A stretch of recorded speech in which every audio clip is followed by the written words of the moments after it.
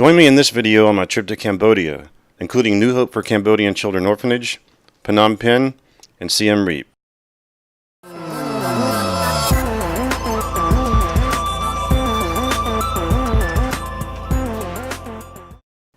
I started my trip at New Hope for Cambodian Children, an orphanage outside of Phnom Penh.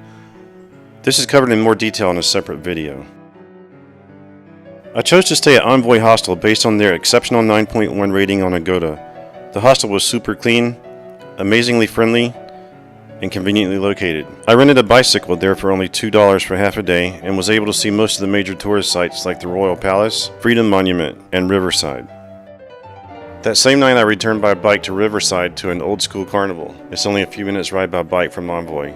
During the week I took a sobering trip to Tuol Sleng Genocide Museum. This building was at one time a peaceful high school, then turned into a torture, interrogation, and execution center by the Khmer Rouge. Of the 15,000 to 18,000 prisoners that passed through these gates, only 7 survived. Approximately 20 minutes drive away from Tuol Sleng is the infamous killing fields. This is another location where the Khmer Rouge carried out their horrific acts. Executions were carried out by teenage boys who bludgeoned the condemned to death. They would not risk alerting neighbors with the sound of gunfire. I met up with a fellow photographer and urban explorer who showed me some abandoned places in town. One of the highlights of these was this abandoned ship on a river feeding into the Mekong River. My last day in Phnom Penh was quite adventurous, as heavy rains had flooded the only road leading to the airport. I had to walk through the water and catch a tuk-tuk on the opposite side. I made it to the airport in time and got on a fast and inexpensive flight to Siem Reap. This is Garden Village Guest House. $17 a night.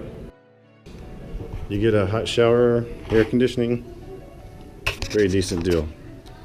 So I'm here in Angkor Wat and Siem Reap, and I'm a little bit disappointed because everything is really in bad shape and kind of worn out. Like, they don't keep these up very well. No, I'm just kidding.